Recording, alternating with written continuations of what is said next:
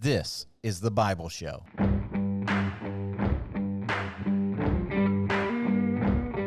Welcome, folks, to another episode of the Bible Show. My name is Sam, and joining me today is Will. And I don't normally talk here, but I'm going to intercept you here, Sam, because I have a PSA for our audience. I want you guys to know that we're available on all platforms, right? Some of you may be just listening to us on Spotify, and we love that. But maybe you want to see what our faces look like, check out our YouTube. Or maybe you're only on YouTube and you want to listen to us in the car, just audio-wise. We're on Spotify, we're on Apple, we're on YouTube.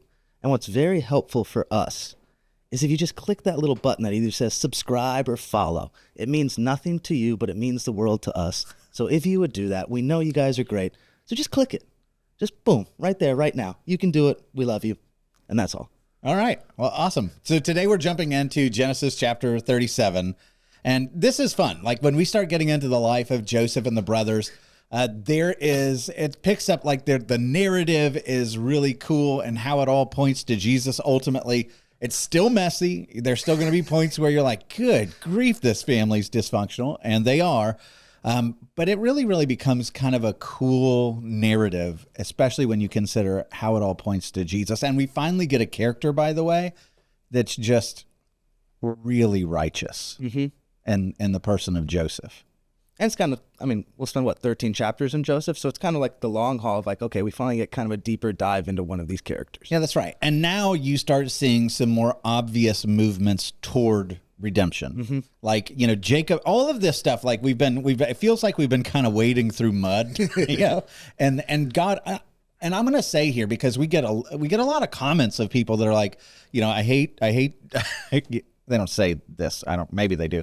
I hate Jacob. I hate Leah. I hate all these people. And that's the right moral response, right? Mm-hmm. Like if you're made in the image of God, you recognize right and wrong. So when you see people that are scandalous or mistreating their kids or others, like the right response is to be like, oh, that's really gross, but it can't stop there. Yeah. Like, the whole purpose of this is not God coming to us being like, hey, my people are really, really messed up and I celebrate it. Like, that is not what's going on here.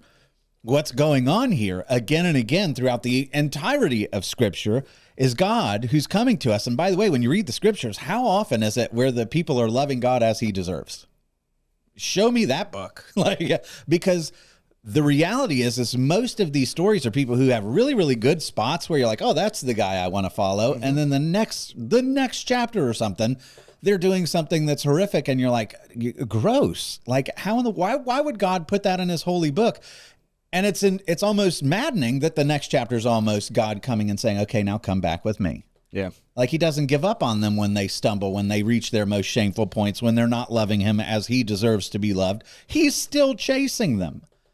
And that's the point of this. Like, I think God is coming to us in the way that he has inspired Scripture intentionally to make us shocked a little bit. Because it's like, what's God going to do? And then we get mad at him for not letting go. Right? But what's the good news of that? He doesn't let go. He doesn't let go of you. Yeah. Because you deserve to be let go. I deserve to be let go. And I think like out of Genesis, this is Old Testament, but good grief, this is extreme gospel. Yep. Like the Lord will not let go of his people, even when they stumble, even through their imperfections. He is constantly playing the long game with them. The New Testament tells us that he who began a good work, and you will what? He will carry it on to completion in the day of Christ Jesus. That means that God's not going up, you're off the team. It's like he sees all your imperfections and all your foibles and all your mess and stains and everything else that you bring to the table. And he has a sovereign plan to work with you through it, to bring you to where you need to be ultimately. And by the way, you're loved not because you're good enough. You're loved because he's good enough. Yeah, it'd be so disheartening if every time you open your Bible, you just found a bunch of perfect people and you're like, well, that's not me for sure. Yeah. Like, I can't relate to these people at all. I can't relate to a God who likes these kind of people, because if these are God's people, he surely doesn't want me on his team. That's right. So like right now I'm doing a deep dive on Islam for a study for a series on a different show. And that's one of the frustrating things is Islam comes and says that the Torah is, an inspired holy book. But then when it retells the stories of the Torah, it cleans all of these people up. Like you read the narrative of a Jacob, for instance, in the Quran is like, oh, seems like a really good guy. Like God's really lucky to have him. Abraham, amazing. Like you don't find the deep, disturbing flaws. And in reality, like you read the commentaries of Muslim scholars, and they believe that it's shameful that the Christians and Jews talk about their heroes in the faith and show their flaws. And I'm so grateful that the Bible does, because I can relate to them. I can't relate to perfection. No, not at all. Right? And that, like when you're reading, you have to give these people grace to have the Lord move in them, and also to recognize they lived 3,800 years ago in a world that hasn't been influenced by Judeo-Christian ethics. And so you see a lot of crazy stuff. We're going to see a lot of crazy stuff again today. So in verse 1, it says, Jacob lived in the land of his father's sojournings in the land of Canaan. What, like, if you're coming out of the last couple of chapters, good for him. Good on you, Jacob. Way to go, dude. Like, this is what God asked you to do. Now you're settling in the place of your father's sojournings. You're not bebopping around to your own desires. But I also love here, because, you know, we mentioned when we went through Genesis 36 how, you know, the kingdom of the Edomites is impressive, and they've got, you know, so many kings and tribal leaders, and they're conquering territory and all that kind of stuff. And here it's like Jacob lived in the land of his father's sojournings. What does that mean? He's not made it a home, really. It's not our home, right? Like, and this is something that the Bible repeatedly comes to you and says, even if you have a house here, even if you have a palace, even if you have a kingdom or a nation or whatever, you as people of God are sojourners. This is not your home. Like King David, who has this, you know, the expansive kingdom of Israel, you know, near its height. What does he say in Psalm 39:12? For I, King David, king with a palace and everything else, for I am a sojourner with you, a guest, like all my fathers. And so what does that do for you if you put it into your mind, like these people? This is not my home. I am a sojourner here. All of this belongs to God. How does it change your mindset of how you go through life? Changes the way I live. Like, I'm not living for this thing right now, that there's something in the future that matters. That's right. I remember when I was brand new in the faith, I used to devour Max Lucado books. And I remember one of the illustrations, and I don't remember which book or whatever, but he said, and I'll probably butcher this because it's been so long. Is this the train one? This is the train one. I love this one. But it's good. It's like, you know, if you were sitting on the train and you looked across the aisle and you saw somebody who was hanging drapes on the window and they were putting knickknacks out and you know, they put a little welcome mat in front of their seat, what would you be thinking? Like, This guy's a psychopath. this guy's crazy. Well, but the answer why is this isn't your home, dude. You're going to be on the subway train for 15 minutes. Yeah. Like you're on your way to your destination, which is home, but you shouldn't be, you know, freaking out about this. Like, this is not your home. And so, yeah, you want to make the subway pleasant. You want to be nice to your neighbors. I mean, if anything, it makes the people around you more important than the seat and the windowsill. But that's the idea. This is not your home. You are ambassadors to bring heaven's flavor to the earth, but the earth is not the ultimate. All right. So anyway, verse 2, it says, these are the generations of Jacob. Now, this is called something in Hebrew that's called a Toledot. And Toledot. Anyway, but it's kind of a fancy way. It's God putting like section markers. These are bookmarks or something in the story that say, okay, now moving on to the next section. And you'll find these like, you know, when Abraham dies, you know, these are the generations of Ishmael. And then these are the generations of Esau, you see. And whenever you find that, it's like, okay, God's about to tell a new story. It's like the torch is being handed over. That's right. This is a bookend to something. And so these are the generations of Jacob. And what's interesting is what does not follow. Generations of Jacob. Like he doesn't go, so-and-so begat, and so-and-so begat, and they had these children, and these are how they're related.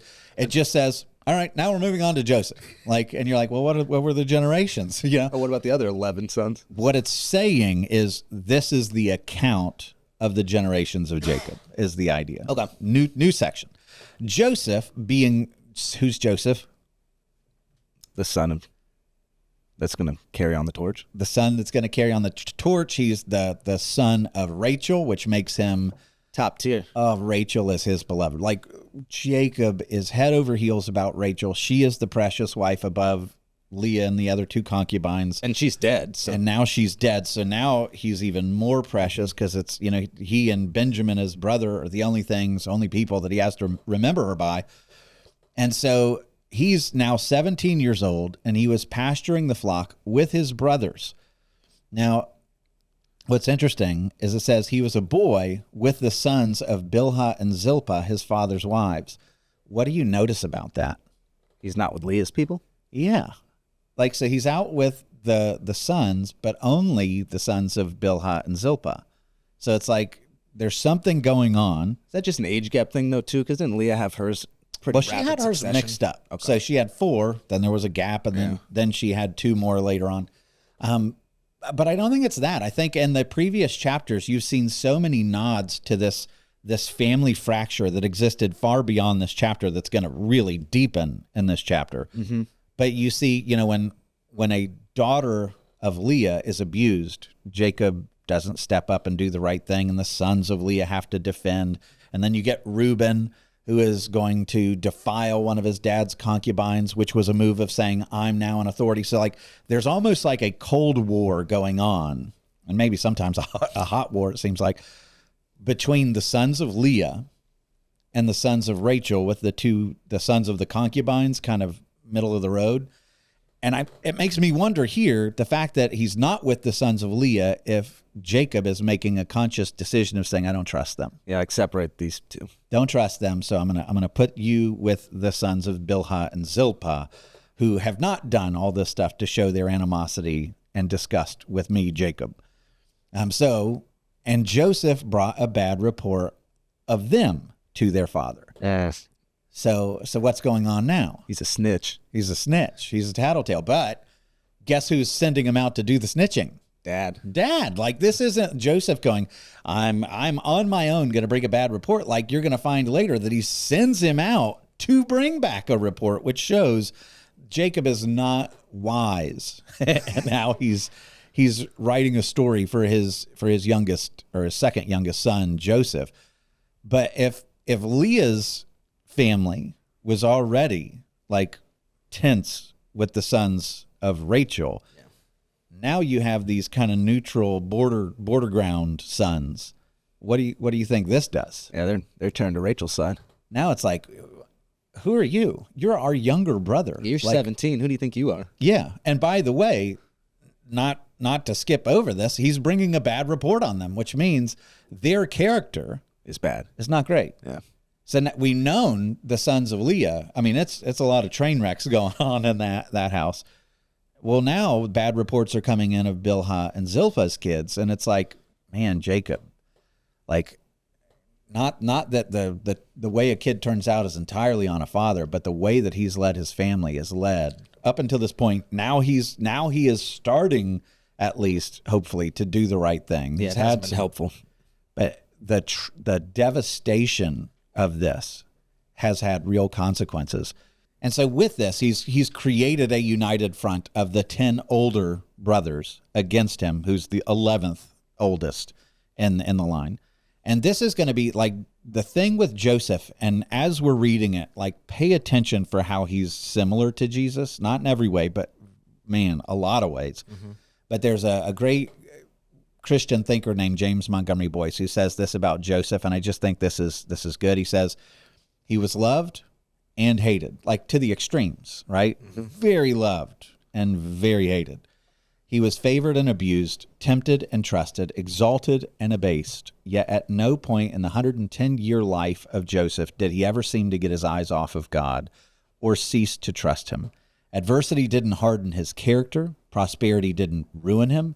He was the same in private as in public. He was truly a great man. Yes. And so here you're going to see, like, apart from the braggadocio, arrogant stuff at the beginning, and maybe later on some stuff he does with government empowering Egypt too much, the guy's just faithful. Yeah.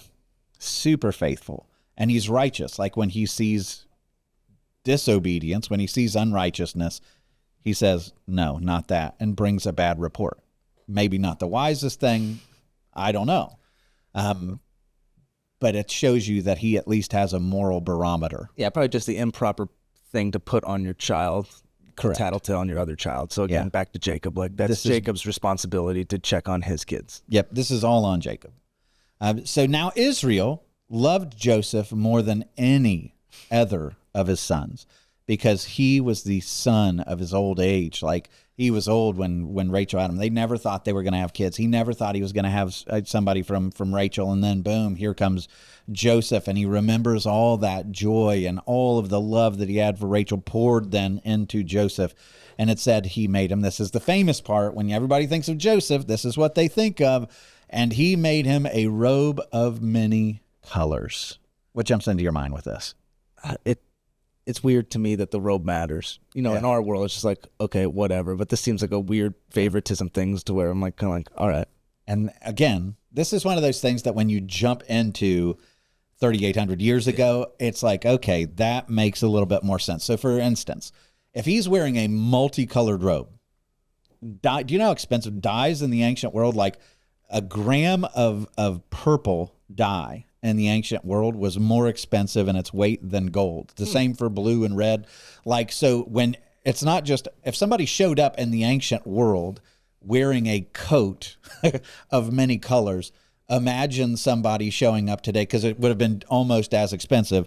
They're just wearing gold streaks and diamond, pendants all down their clothes, because it would have been crazy expensive to produce a coat of many colors in the ancient world. Really difficult to find all these different pigments and everything else.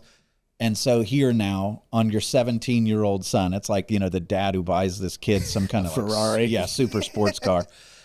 But it's like on this 17-year-old who in front of his brothers is going to have to be seen wearing this. Jacob decks him out in like massive bling, for lack of a better word. And even just the effort for Jacob to either make this robe, to gather everything, or the expense of buying it is a huge statement. Yeah. Like, I'm doing this for this kid. Yep, nobody else has got one of these. No, on everyone else's 17th birthday, you got nothing, but here's this son. Oh, and by the way, while y'all are out working, I'm dressing him in this robe, and he's coming out to check on you. Guess what I can guarantee you he's not going to be doing if he's wearing this? Working. Nothing. He's not working. I mean, it's like the guy that shows up, for a plumbing job wearing a suit and tie. It's like, what are you doing? Like, wrong clearly, attire, yeah. You're not working. And so this is a statement of he's an authority. He's a favorite. He's not going to be working. He's a supervisor. He's a supervisor. He's the one taking notes of all you. But beyond this is something that's also fascinating that we can put together from history. Is when you wore a robe of many colors, it actually insinuated that you were in authority. So we know there's a cave painting, or a tomb painting, in Egypt, in a place called Beni Hassan, where you see these guys and they're bringing all these goods into Egypt. And if you look at them, they're all wearing multicolored robes. And you're like, that's interesting, because it dates to 1900 BC. It's right around the time of Joseph. Like, they're all wearing multicolored robes. That's interesting. And they're called the Hyksos, which means foreign rulers. So when Jacob decks his kid out in a multicolored robe, that's a big deal. Now, some people say that the word means long sleeves, which also would mean authority and being set apart. I think it's more than that. I do. You only find that expression for this garment, you only find it one other spot, and it comes during the life of David, again, with Tamar, his daughter, who's abused. So, like, you've got some echoes of, Dinah was abused. David will have a daughter named Tamar who is abused. And it says that David dressed all of his daughters in this same thing, which, like, they are set apart as princesses of the palace in this. So, in any case, it means this guy's set apart. Yeah, a statement's being made. Favorite, authority, all that stuff is on Joseph with this. That part is for sure. So in verse 4, it says, "But when his brothers saw that their father loved him more than all the other brothers, they hated him and could not speak peacefully to him." So again, the 10. It's a cemented, like, we all don't like such blatant favoritism that they're like, we see this and we hate him because of it. Do you feel that way ever? Like, do things jump into mind where you watch someone else get the favor and it makes you hate them through no fault of their own? Like, you feel animosity toward them because they're better? Yeah. Tell me. I don't know exactly. You don't want to speak of your coworkers. And I just think that's in all of us, like, not just being treated fairly that matters, but we all don't want to feel small. Yeah. Yeah. And in our world, a lot of times that is just, dude, this is just blatant favoritism where Joseph hasn't like stood out in like any kind of action or whatever. But just think about being on sports teams when someone gets the MVP position you want, or, you know, the lineup in the batting order that you want, just because they're actually better than you. Yeah. But you can't swallow that. You're like, no, you stink. But this one's even coach is terrible. Yeah. Like, Mom, go talk to that guy. But you think about this one isn't just because he's set himself apart, even in some, you know, he's not a better worker. So his dad's like, great job. It's just pure, like, I loved your mom more. I didn't expect you to come into this world, so I'm going to care about you more, which has to even heighten it. Yeah. Because there's some realization when someone's just better than you at something, deep down you're like, all right, that's why they're getting this role. Mm-hmm. But this one's just purely just like, we're working, we're doing everything, we've been around. Who's this guy showing up that dad loves more than anybody else? We all know why. Yeah. And he's a goody two-shoes, and we're not, and we know it. Yeah. So, I mean, I think there is some of that, like, we don't measure up.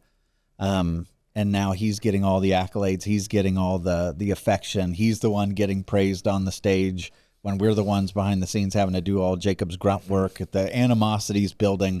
What's the right response for that? Humility? Like, yeah, I mean, it's humility. But like, I was just thinking as you were talking about that, because I feel the same thing. Like when an email goes out thanking, oh, thank you everybody for putting this together. I want to honor da da da da da da da da, and you go through the list and everybody's getting mentioned, and it's like, hey, my name wasn't in there. Like, you walk away from that feeling like, oh, you know, or like grumbly, or somebody else does something better than you, and they're just doing better than you, and it's like, oh man, now people know that they're better than me. Like that pride always comes up, and it can create this resentment, like, I'm not going to continue. And the way that the Bible tells you to do that is even when you're overlooked unjustly or justly, you work for the Lord. Like, that's the New Testament's command there. Like, you don't worry about what they're doing. You work unto the Lord. He is the one who ultimately determines your status. He's the one who ultimately sees you. He's the one who speaks, you know, truth to you and evaluates your identity and da da da da da. And so, rather than chasing the acclaim and the favor of men, I work for the Lord, and He has set my assessment, and I'm at peace with that. Yeah, the Bible comes to us in a weird way in how we keep our eyes on our neighbors. Like, we're supposed to care for them, we're supposed to see them and love them, but then also, like, in this regard, like, there's only one audience we're living for, one opinion that matters, and that's God. So it is at times like this tension of like, all right, I'm not supposed to focus on them, but I kind of am in the good ways and the ways that are benefiting and the ways that I can outdo them, one another with honor. But then when it comes to like value and worth, like, that's purely for God. Yeah. And when you find, and this is like one of the themes that runs through all the Old Testament, where you have, we've talked about this before, where you have Cain and Abel, and Cain's the older, he feels entitled, and when he doesn't get the due that he feels like he deserves, freaks out. Ishmael, same thing. Esau, same thing.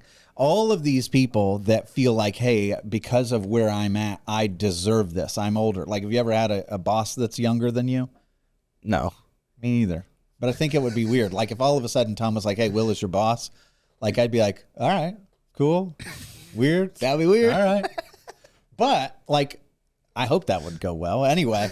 But it would be like a tough pill to swallow. Like, why, Yeah. what about me did you assess that made you think? Well, you don't want anything like skip over. But the ethic of the scripture that's totally different is you take your position of advantage to advantage others. And that is really hard to do in a lot of ways. But that, I mean, if there's a definition of righteousness, I'd say that's a pretty good one. When you're looking at what Christ does, is he's advantaged in every way by nature, and sets it all aside to disadvantage himself so that everyone else can be advantaged, even though they don't deserve it. Oh, that's interesting. Whew, that's hard to do. Yeah, right? The only competitive verse in the Bible is to outdo one another with honor. which is fascinating. There you go. Because it's such a competitive world, but like the only one we should compete in is like, can I honor you better than you honor me? That's right. Like, so if somebody, by all metrics, unjustly skips over me, can I go, okay, well, God has put me in this position, so I'm going to use whatever skills I have to help them to succeed.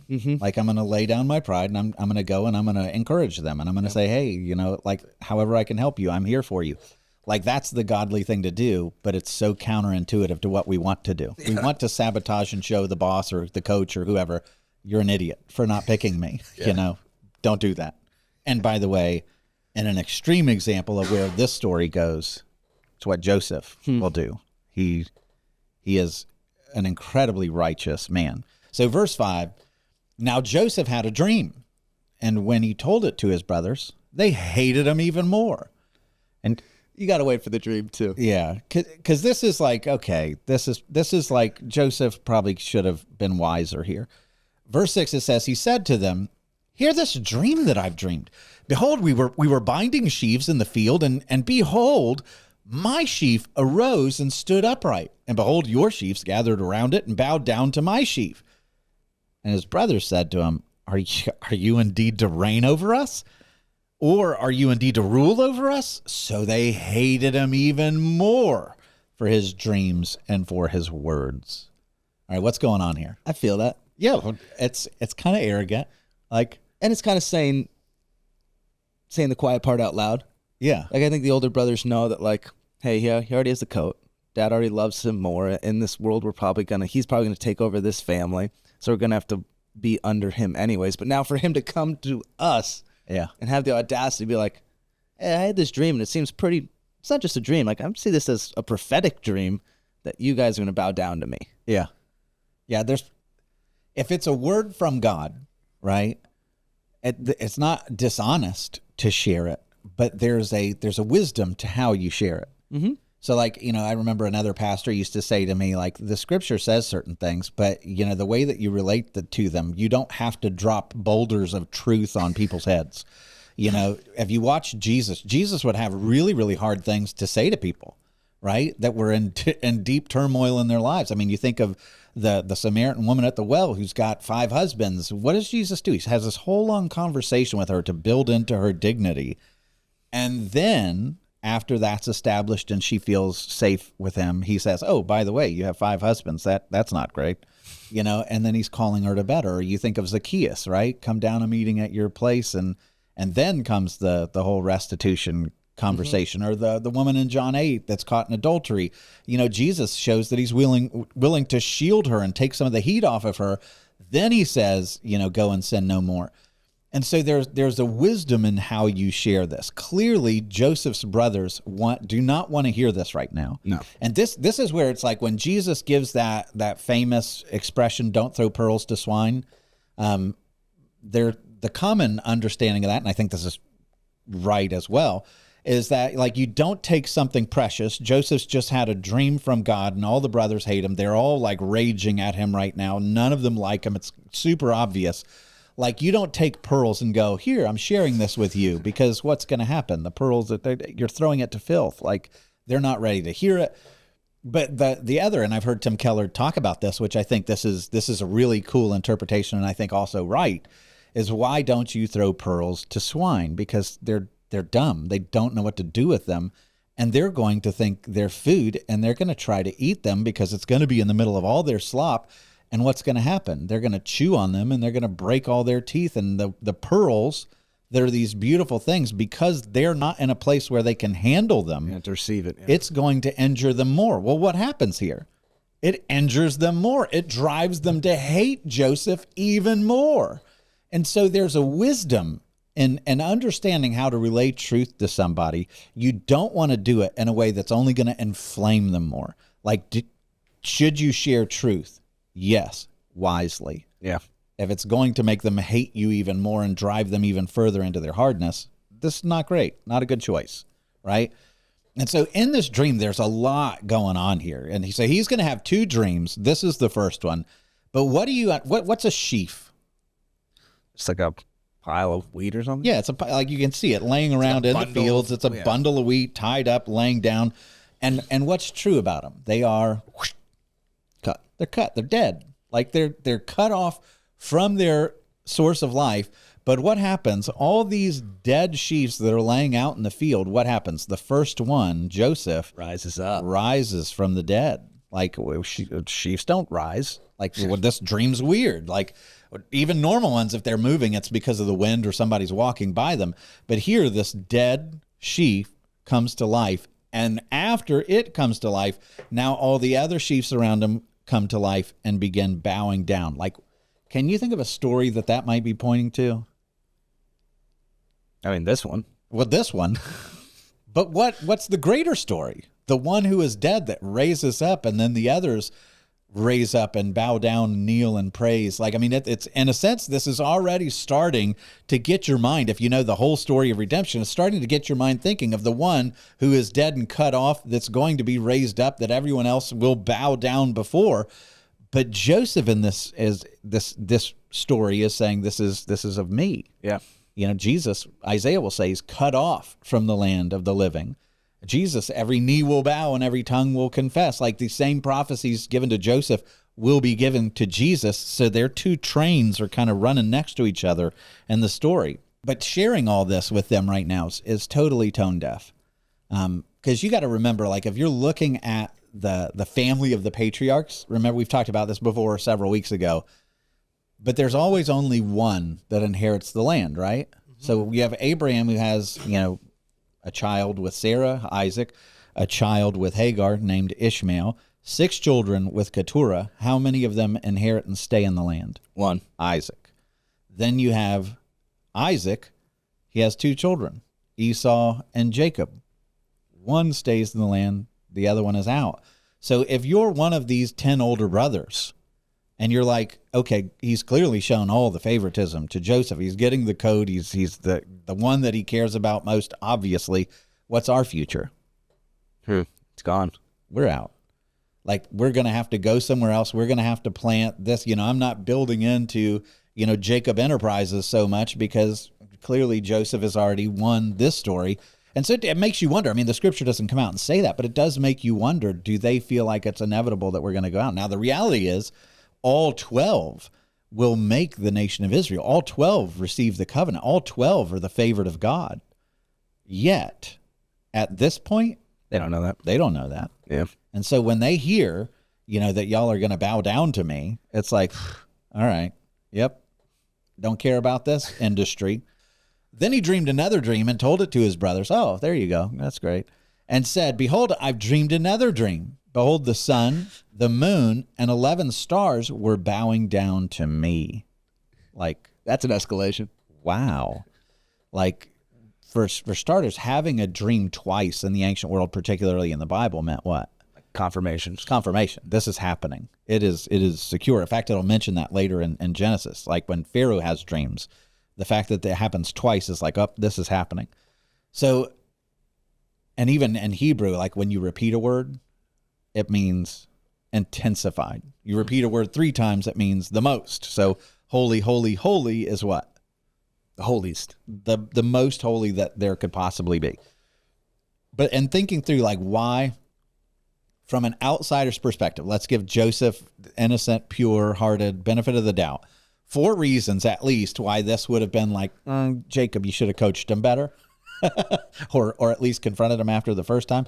Number 1, the first dream already angered his brothers, so why share the second? Like, figure out another way to convey this at the right time when you have some kind of a reason or a trust to share it.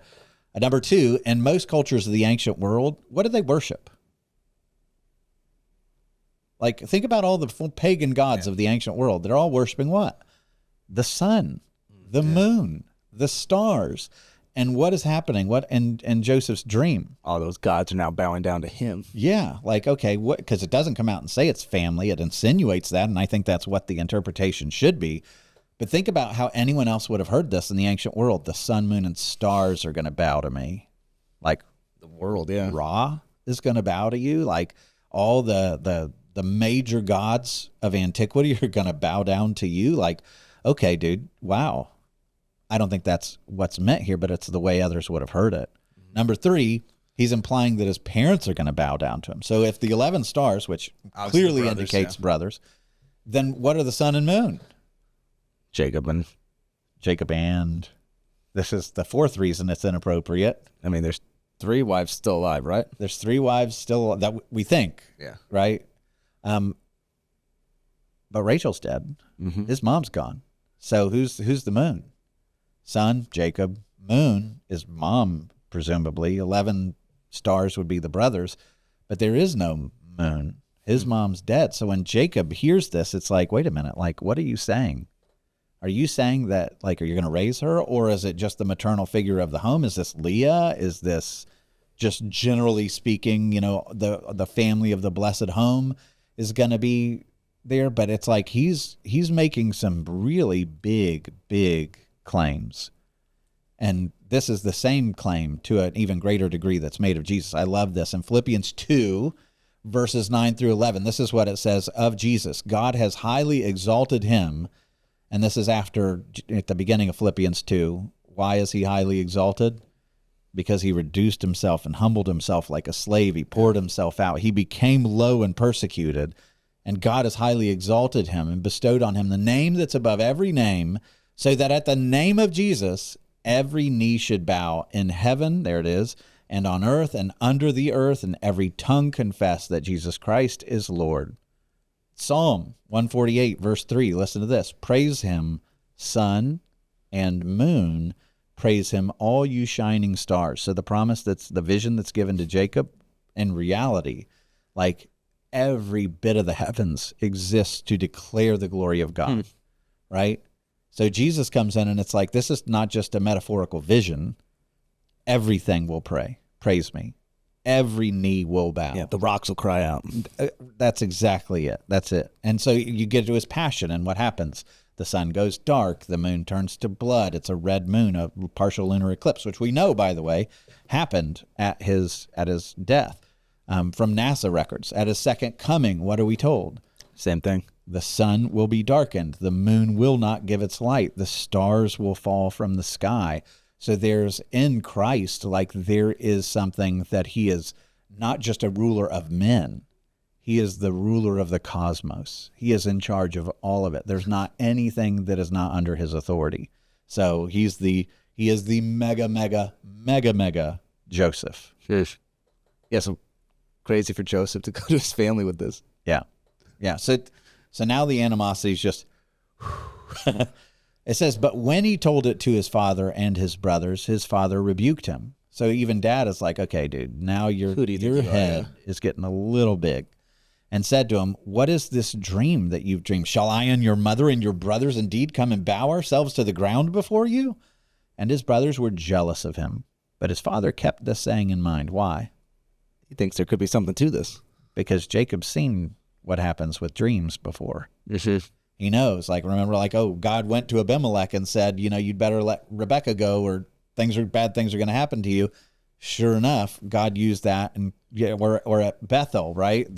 He has a dream about the ladder in between heaven and earth. He has a dream promising to grant favor with the flocks with Laban that came true. He went to Laban in a dream and said, do not harm Jacob, right? So Jacob is living a life where he has these encounters that God is moving the story through dreams. And now his son is coming being like, I'm having dreams.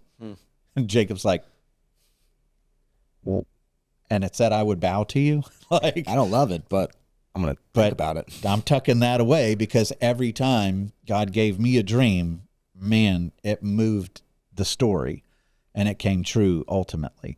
And so now his brothers went to pasture there. So the story shifts. He's got his dreams and his boastful stuff out of the way. Now his brothers went to pasture their flock. Where? Shechem. Never good. We're back to Shechem. Like, so if you're like, this is what happens at Shechem. Terrible things. Like, this is where Jacob disobeys, doesn't go to the place God tells him to, instead goes to Shechem, and all kinds of bad stuff happens. His daughter gets abused. His sons commit a mass murder of a town. They plunder and loot. They create all kinds of widows and orphans, and vengeance for that. Like, this is where the family really begins to crumble and fracture. And now they're going back there. Well, what's at Shechem these days? Nothing. Nothing. They slaughtered the whole town or took them with them. That's right. They're all gone. So, and they've looted all the treasure. But even the fact that they're going back there, like I have a theory that's probably going to get me in trouble, might get me people upset with me. But if you remember when we went through that story, how many echoes there were of the story of Lot and Sodom. Mm-hmm. So what happens? Lot and Abraham part ways, and Lot goes to Sodom. He pitches his tent outside of Sodom, but then slowly but surely he gets more infested into the city. Then you get this story of crazy, sexual abuse and attempted rape, and then 2 angels come and bring destruction onto the city, and Lot is commanded, get out and leave. This is not where you should be. And then, as they're leaving, what happens? Lot's wife turns and goes back and turns into a pillar of salt. Well, in the story of Shechem, what happens? Like, you get a lot of those details. You get Jacob, who's just parted from Esau. He goes to Shechem and pitches his tent outside of the city, this wealthy city. The men of the city find no problem sexually abusing a visitor in the city. Then you have 2, not angels, but sons that bring death and destruction to the whole city. And then God comes to Jacob, like he did with Lot, and says, leave the city. And now what happens? You have Jacob, who is sending his kids back to Shechem, which if the metaphor and the parallels work, who are they? Lot's daughters. Who goes back? Oh. Lot's wife. Yeah. So it's like in the metaphor, you're like, oh, wow, is that what they are? Like, are they back chasing wealth? It's like, why would you send them back to Shechem? I mean, it's reading into the story, but as you follow the metaphor, what you're going to find is they don't do good here. Bad things are going to happen to their soul. So the distance between Hebron and Shechem is 50 miles. So they're semi-nomadic. They're out doing rounds. They're going to go through the territory, and eventually they'll make it back home. But this is a city where bad things happen. Not great. And so it says, and Israel said to Joseph, so all the brothers have taken the flocks and they're way up 50 miles to the north. And Israel said to Joseph, are not your brothers pasturing the flock at Shechem? So he doesn't go. He's wearing his suit and tie. Like he's management now. And he says, come, I'll send you to them. Now, this is a long way away, and it's all the brothers. Mm-hmm. And he said to him, Joseph comes forward and says, here I am. And he says, go now, see if it's well with your brothers and with the flock, and bring me word. So when Joseph comes and brings a bad word, why is he doing that? Because he was told to. He was told to bring whatever word the brothers were displaying. Yeah. So everybody knows, like this, he's a manager. He's a supervisor. He's coming to bring a report. He's not coming to help or chip in or, join the labor. He's coming to bring reports. So he sent him from the valley of Hebron, and he came to Shechem. So a man found him wandering in the field. So you imagine this, Joseph all alone, which is another interesting thing. He's 17 years old, which is kind of in a sweet coat. Like, you imagine 17-year-olds were built differently back then. Well, they were like getting married back then and stuff. Yeah, and so he's wearing this coat. Like, what? This is not smart. No. So you're alone by yourself, it's like wearing a billboard to get mugged. A blingy coat, going 50 miles through a place that's not the safest or most moral in history. I've never thought of that. 50 miles is far, too. Like, what? Most people walk like, I don't know if this is true, but I've heard 4 miles an hour. Yeah, maybe. I don't even know if it's that fast. Yeah, I don't know. But it's quite a hike. Yeah, this is quite a journey, and you're wearing your, super expensive coat. I would keep it on. Yeah, why would you anyway? He's wearing it too. If you he's wearing it because of what happens. If you had that coat, you would wear it. Not if God is sending me into bad neighborhoods. I think you still would. I'm taking that off. I think you have confidence. I'm putting on my tank top or something. Don't look at me. You want to blend in? Tank top, everybody would be staring at me. I want to blend in. I want to be non-noticeable. If God's sending me through ancient Canaanite territory, you want to be the great. I don't want anyone to see me. I'm definitely not wearing a multicolored bling coat that's crazy expensive all by myself. Crazy. This is crazy. Well, that's the kind of confidence a favorite child has, though. Yeah, that's true. You know what I'm saying? He hasn't. No harm's come to him in his life for 17 years. And God has promised he's going to put the terror into the cities. Yeah, not even with God's promise, but just from his dad, treated him like unfairly well. This kid just walks he on doesn't know water. suffering. Yeah, not yet. It's about to. So he finds this man who's just randomly wandering in the fields, which, like, who is this guy? I've wondered, like, if this is a man or an angel, or like he's just in the right spot and he just so happened to have heard. So after making this 50-mile trek, he comes across this man who's just wandering in the fields. And the man asked him, "Hey, what are you seeking?" "I'm seeking my brothers," he said. "Tell me, please, where are they pasturing the flock? They're supposed to be here. This is where they told Dad they would be." And the man said, "They've gone away, for I heard them say, 'Let's go to Dothan.'" So Joseph went after his brothers and found them at Dothan. We drive through there all the time. Do you? No, in Georgia. Oh. You drive through there when you go on vacation, don't you? There's also a Dothan, Alabama, I'm pretty sure. I think that's what it is. Dothan, Alabama. You're right. Yeah. I've messed it up. It's okay. Geography stuff. Wah, wah, wah. All right. So anyway, weird that this guy shows up.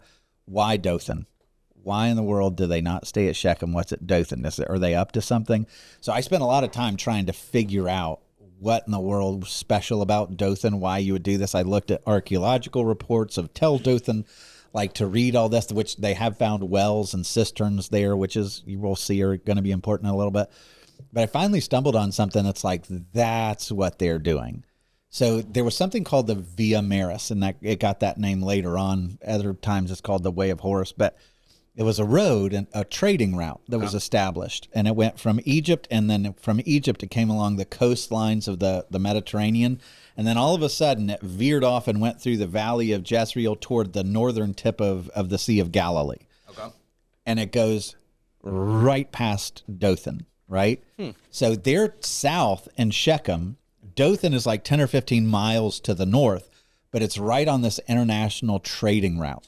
And so they're at Shechem, and they're like, this is nothing here. This is boring hick town. Like, there's nobody living here anymore. Like, there's nothing to do. Let's go up to Dothan, because that's where all the international excitement and trading caravans and everything else are going through. Like, that's going to be a city of commerce. So they go there. What does that say about them? Like, so you're invited to be, and by the way, we find this out, like it kind of makes it obvious because traders are going to be coming through there. They see Ishmaelite, Midianite traders coming through. But why are they going there? Like, if they're supposed to be shepherding the flock, what do you think they're up to wanting to go to a city of commerce, international commerce? Just be where things are happening? Yeah. That's a nice... I mean, this is always the prelude of the wicked heart. Like, I need to go where the money is. I need to go where the action is. It's Lot going to Sodom. It's Cain building the city. There's so much of this that you find in Scripture that they're like, we can't just be faithful shepherding these dumb sheep out here. Like, let's get up to Dothan. That's where some more exciting stuff is happening. And they don't care about what their dad thinks, because there's no fear in them being like, oh, we can't go to Dothan. Dad thinks we're in Shechem. He's probably going to send that little brat out to see us anyways, so we should probably stay here. There's no fear of accountability. That's true. Like, they could care less what Dad required of them. There's no like, I owe him my obedience. I want to be obedient to honor my dad. It's just contempt. Like, this is further contempt. And like we saw in 34, like, they feel like they're in the leadership role. Mm-hmm. Like, don't talk to Dad. Don't negotiate with Dad. We're going to handle this ourselves. Yeah. And he's allowed that, by the way, by making them bitter toward him, but then also not leading when he should have led. And so, the Bible doesn't come to us and say they went to Dothan because they were obsessed with wealth or commerce or international influences and all the glitzy things of other cultures that they wanted to be exposed to. So you don't know if they're there from coincidence or curiosity to check it out, like Dinah was at Shechem, where she wanted to just see what the women were like, or if it's like straight up corruption. That's probably a safe bet given how they've been living so far. But it says they saw him, so they're in Dothan. They think, nobody knows where we are. We're totally safe. But then they see Joseph from afar, and before he came near to them, they conspired against him to kill him. See that coat from anywhere. It's a billboard. Anyway, that thing is shining from afar. But it's like, are you kind of surprised that it elevated to kill? Like, hate? All that, like, we're bitter, we hate your dreams, we hate this, we don't like you, your dad makes us crazy, our dad. But now all of a sudden they see him from a distance and they're like, let's kill him. Yeah. No, it is an escalation. So what does that teach you about the hearts of how far their hearts have fallen, and bitterness, corruption. I mean, it's not a big step from hate and bitterness to murder. I mean, we saw that with Cain and Abel. Like, I guess we shouldn't be shocked. Yeah. I guess the Bible isn't being like, hey, be careful where your heart is. But dang, just boom. They just see him. Let's kill him. And they're just openly talking about it with each other's wild, I think. Yeah. Like, it's not like they conspired together. Like, all of them are in. They're all on the same page here. Yeah. It's not like one crazy brother. Like, it's not like Simeon or Levi, the murderers of the family are like, hey, guys, we did this once. Yeah, that's not like, and they're not afraid to mention it in front of like Issachar, because Issachar's the good There's not one good kid here. Yeah, it's like when Jesus says, one of you is going to betray me. I love that the apostles aren't like, yeah, it's Judas. They're like, is it me? Because they're all screwballs, Anyway, or at least Judas does such a great job of hiding it that they don't know. But anyway, they're all in on this plan except one. It says, they said to one another, here comes this dreamer. His dreams are just like, they can't let it go. It's like such a spot of resentment for them. Here comes the dreamer. That's kind of funny, though. I mean, like that they kind of labeled him off the thing that they hate most about. Like, here comes Dreamer Boy. True. So come now, let us kill him and throw him into one of the pits. Then we will say that a fierce animal has devoured him, and we will see what will become of his dreams. So what's the irony here is they start plotting. Their main motivation is to end the dreams. And by plotting, they fulfill them. They bring the dreams to fruition, right? Like ultimately, they start the path by trying to stop the dreams that makes the dreams happen. So at the end of this, when Joseph is like, what you meant for evil, God meant for good. You meant to stop the dreams, and by acting against them, you started the domino effect that ultimately brought them to fruition. They even escalated the dream. Right. Like, they just thought he was going to be the ruler of their household, which is big, but like, I mean, spoiler alert, he becomes, second in Egypt, and the world is coming to him to bow down. Yeah, just control over everything except Pharaoh himself. Like, he is going to become powerful because, the knuckleheads here want to crush the dreams. But that is, by the way, another one of these things where as you're reading the story, it is so easy to get caught up into the minutia of how gross this is, like how much evil there is. And yet this is something that's fascinating, that God is going to overcome all the wickedness and all the evil decisions and every little bit of corruption and scandal and everything else. And his outcome is secure. You're not going to mess up his plan. Like you read, we win. Like Christian, we win. Yeah. There's all kinds of stuff on the way from here to there where it's like, that doesn't look good. Those numbers don't look good. Though that statistic is terrifying. And we win. Like, as much as other people want to thwart the plan of God, can't happen. It's not going to happen. And as much as you try to fight on it, you might actually be accelerating it, which is kind of fun. So, but when Reuben heard it, he rescued him out of their hands. So who's Reuben? A shocking character right now, to be the guy who stops things. Yes, Reuben's the one who took the dad's concubine as a way of saying, I'm now in charge, and something happened to where he got put in his place, and now he's trying to regain, it seems like, at least some credibility with Jacob, because when he heard their plan to kill, he rescued him out of their hands, not because he cared about Joseph, but because he cares about himself. He says, let us not take his life. And Reuben said to them, shed no blood, throw him into this pit there in the wilderness, but do not lay a hand on him. So we're still going to mistreat him. We're still going to throw him into that pit, but let's not kill him, that we can rescue him out of their hand and restore him to the Father. So what's Reuben's motivation? He wants to restore a relationship with Dad. Mm-hmm. And I want to rescue him out of their hand, which means what is he going to do when he gets back to Dad? Got to turn on his brothers. See that? Yeah, and I think they see it. Like, you're scheming. Mm-hmm. You want to be the one who's going to bring him home and be like, you won't believe what they wanted to do. These guys threw him in a pit. They wanted to kill him, but I grabbed him out of the pit and I brought him back to you. Like, am I in your good graces again? Which is sad that, the son feels like he's never had the good graces of Dad. But everyone, like he's now scheming for wickedness, right? So when Joseph came to his brothers, they stripped him of his robe, the multicolored, beautiful robe, long-sleeved robe, the robe of many colors that he wore. And they took him and threw him into a pit.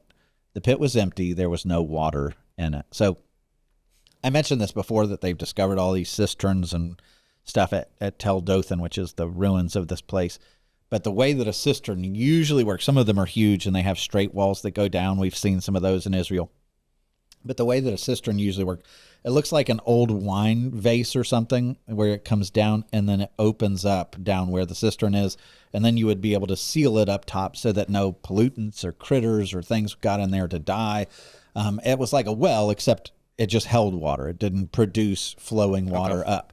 And so it makes a perfect dungeon, because you throw them down there, Not getting out, yeah. you're not climbing out of this thing. The only way you're getting out is if they lower a rope to you to get out of there.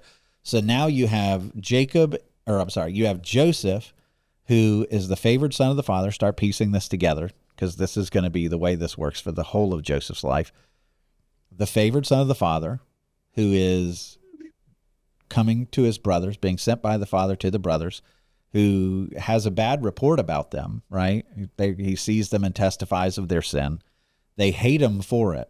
So what do? They conspire to kill him, and they throw him in a pit. Think of anyone else who has that story? Like, this is producing a foreshadowing of the life of Christ, and thrown into a pit with no water, no life. Like, this is a place of death, right? And then they sat down to eat. Which is wild. What? Why? I mean, it's like whenever you hear a story of like how someone got caught after a crime in our modern way, and it's always like they're eating. You're like, well, that's gross. You just did something crazy inhumanely, and you can just go and eat after that. Do some crazy crime and stop and eat a bowl of cereal before you leave. Like, it really is pretty despicable, because it's like, you can imagine as they're eating, what are they hearing? Help. Get me out of here. Why'd you guys do this? Why? Yeah. All of that. And it's just the consciences over the course of these years of being away from God and following everything else and making, everything else your superior. Their consciences have died. Like, it doesn't bother them that their brother is down in a pit screaming for help. They're just eating. And they looked up and saw a caravan of Ishmaelites coming from Gilead. So, here we are, Dothan. This is the trade route city. And so they see the Ishmaelites coming from Gilead further over to the east. And they're coming with their camels, bearing gum, balm, and myrrh on their way to carry it down to Egypt. So now the story is going to take a little bit more of an illustrative, like he's illustrating the story of Jesus and the life of Joseph. They are coming with all these caravans, and it says that they're carrying gum, balm, and myrrh. What do those do? Bury people. Yeah, they're for embalming. I mean, you can use balm for healing and medicinal purposes. Gum is to hold things together. They would use that for medicinal purposes. But all of this stuff is used for mummification. And it's down into the land of Egypt. So as you're reading this, it's like, here's Joseph in a pit in the north of Israel. And here you have this caravan that's going down to Egypt. And, you have Joseph in a pit down. What is it telling you? This is a move toward death. And if you think of Egypt, we've talked about this before, but Egypt is the land of death. Yeah. Everything, like, if it jumps into your mind about ancient Egypt, it's pyramids. Well, what are they for? Tombs. I mean, or big batteries maybe, but we're not sure now. But anyway, tombs, they for sure were used as tombs, at least. Mummies, the desert. What grows in the desert? Nothing. Right? Book of the Dead, the serpent crowned king. And so they see these people that are taking the industry of death down to the land of death, and they're coming from Gilead. Where was that? That's the same place where Jacob and Laban negotiated their thing, right? And it's the memorial stones or whatever. And so they're coming from there with all this stuff. And Judah said to his brothers, hey, what profit is it if we kill our brother and conceal his blood? Come, let's sell him to the Ishmaelites and not let our hands be upon him, for he is our brother and our own flesh. Like, we're too good for this. We're moral people after all. We don't want to hurt our own brother. Yeah. Let's sell him into slavery. Like, what? Like, think how upside down this family's become. And his brothers listened to him. The Midianite traders passed by, And they drew Joseph up and lifted him out of the pit and sold him to the Ishmaelites for 20 shekels of silver. They took Joseph to Egypt. What do you notice here, by the way? Like, who are they selling him to? What group? The Midianites Or the Ishmaelites. why does it keep bouncing around? That's true. Is it the Midianites or the Ishmaelites? Like, because it's the Ishmaelites in verse 25. Then all of a sudden it shifts and let us sell them to the Ishmaelites, and then it's the Midianites, and then it's the Ishmaelites. And you're like, what's going on here? It's all of them. It is. So in the ancient world, when you would go on these trade routes, you wanted numbers. You didn't want to send your 17-year-old in a bling coat going alone because it was dangerous. So they would travel in numbers. And so there's a reason why it wants you to know that this caravan of traders that's going back down south of Israel, ultimately, that's where their territories were, are together at this point. But the Midianites and the Ishmaelites are allies, but they're also, this is interesting, if you look at all of the descendants that come out of Abraham, Abraham will have children with 3 wives. You ready? With Sarah, he has Isaac, which is going to then produce Jacob and the brothers. Then he has another concubine named Hagar. Ishmael. With whom Ishmael comes, so the Ishmaelites. He has another wife, Keturah, and with Keturah he has Midian, so the Midianites. So the 3 wives of Abraham, all the children of Abraham, in other words, They're all involved. are all involved in coming against the one. The one righteous son, the one who's loved, the one who's set apart, the one who is this. All of Abraham's children have a part in his destruction. Do you hear that? Yeah. Like, there's no allies. I mean, and of course, the Ishmaelites and the Midianites are not like, yeah, let's get them, but they're like, they're in on it. We'll do it. Yeah. They're in on the destruction. So to add to this, we've got now, they say, let's sell them. You know, what good is it to just get rid of them and kill them? Let's sell them. Who is it that's making that? Judah. Judah, which is the Hebrew form of the Greek name. Oh, sounds like Judas, but is that true? It is. Judas. So here you have Judah, who's like, let's sell the righteous one for pieces of silver and send him to the land of death. And we know from archaeology, like the 20 pieces of silver is exactly what they got in the ancient world. We know that from Acadia, the Code of Hammurabi, everything. And so they take him down into the land of death. And even still, Joseph is believing in his dreams. He knows that his story's not going to end in slavery. He knows his story's not going to end in death or like some shameful obscurity. He's going to be raised to power. So I just want to ask this question. Like, he walks in this confidence, even through the roughest seasons, as we're going to see, because he knows, like, I've been given a promise. My life doesn't end here. God said that I'm ultimately going to have them bow down to me. That hasn't happened yet, so God's not done with me. I'm going to walk in peace and victory, even through all these circumstances, which is incredible. Can you relate to that? Can you take the promises that God has given you and say, that's true of me too? Yeah, I mean, I don't do it as well as Joseph does in the story, of course. Yeah, me neither. So I wish I could be like, yeah. But isn't that like a wild thing that maybe not on this side of death, but God has promised you that you will be royalty in heaven, that you're an ambassador now, that you are going to be taken to glory, that you are going to be triumphant, that you are all these things. And Joseph, in all of his suffering, what you're going to see is he borrows from that promise and trusts God. You are going to fulfill this. So in the middle of the turmoil now, I'm not going to despair. I'm not going to give up. I'm not going to just wallow. I'm going to know that your word will come true one day. And so I will borrow faith from the hope of tomorrow to live a life of peace today. And we have that ability too. The resurrection's not a consolation prize. So when Reuben returned to the pit and saw that Joseph wasn't in the pit and his whole scheme to betray the brothers to then get favor with Jacob is blown up in smoke, he tore his clothes and returned to his brothers and said, "The boy's gone, and where shall I go?" Well, then they took Joseph's robe and they slaughtered a goat and dipped the robe in blood. And they sent the robe of many colors and brought it to their father. And this is just like, gosh, so gross.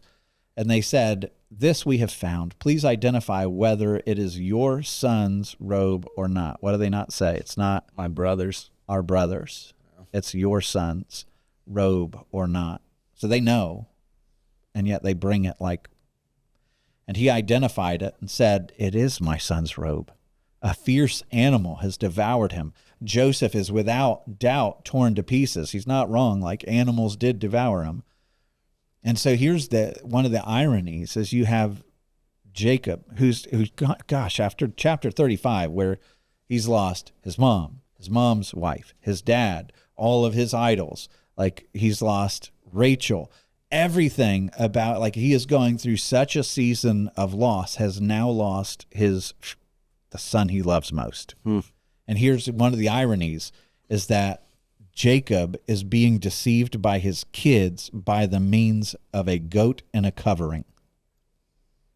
Remember what he did to his dad? Yeah.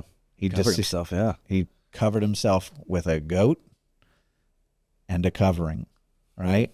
And now his kids are doing the very thing to him, except in a way crueler, way more awful way. But even this points to Jesus. You know, there's a weird passage in Revelation 19 when you're getting close to the climax of Scripture where it says that Jesus comes forth in his robe. He's dressed in a robe dipped in blood. Revelation 19:13. Why? What is Joseph? He is the favored son who's betrayed for silver, sent down to the land of death, who ultimately, as we see, spoiler alert, God's going to be good on his promise and raise him up and redeem him and reconcile him to his brothers.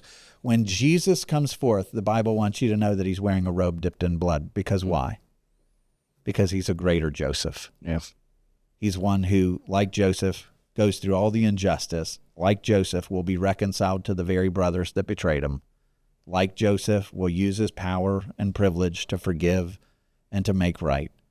Like Jesus is far greater than Joseph. But Jacob tore his garments and put sackcloth on his loins and mourned his son for many days. All his sons and all his daughters rose up to comfort him, which I think is probably the grossest. Like they see their dad grieving, just desperately grieving. They know that they have the answer to put an end to the grief. And they comfort him. Yeah, the searing of the conscience to be like, it's okay, Dad. We're still here. This is terrible. But he refused to be comforted and said, no, I shall go down to Sheol, that's the grave, to my son, mourning. In other words, I will never stop mourning. I'll never be happy again, yeah. Till the day I die. Like, my life is over. I've lost everything. And so now Jacob goes from this figure that's hard to like to a figure that you just want to hug. Yeah. He's losing every other idol, every other platform, every other rock he's ever stood on. It's all being stripped away. And ironically, by the time you get done with the story, you find out it's been for his good. Yeah. And to redeem the mess he's made of his own family. Thus his father wept for him. Meanwhile, the Midianites had sold him in Egypt to Potiphar, an officer of Pharaoh, the captain of the guard. So now it's like, where in the world does this story go now? Jacob's decimated in grief and just seems like constant loss of everything that's precious to him. The brothers are just so content and settled in their evil. The one righteous figure in the story is now sold off into slavery, into the house of Potiphar, captain of the guard of Pharaoh.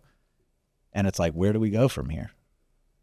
This is a story where God presents the sovereign perspective of what he does through messy human behaviors in a way that's beautiful. And I love this quote from John Piper. He says, there's no greater comfort than to know that no matter how absurd and irrational your circumstances may seem, God is in control and he means it for good. No matter what. It's amazing. He's taking all the mud and he's making a masterpiece. He's taking all the mess and he is ultimately weaving together the details of the story that will be ultimately for his glory, for your good, and you won't see it. Not yet. But you can walk taking heart, knowing this is who your God is. And it's the lesson that's going to be borne out, and he's going to redeem all of their mess. And so the Bible kind of leaves you as well on a cliffhanger, because next week when we get to Genesis 38, it's not like everybody's kind of like, well, what's happening to Joseph? You know, the one guy in the story that's not a total train wreck yet.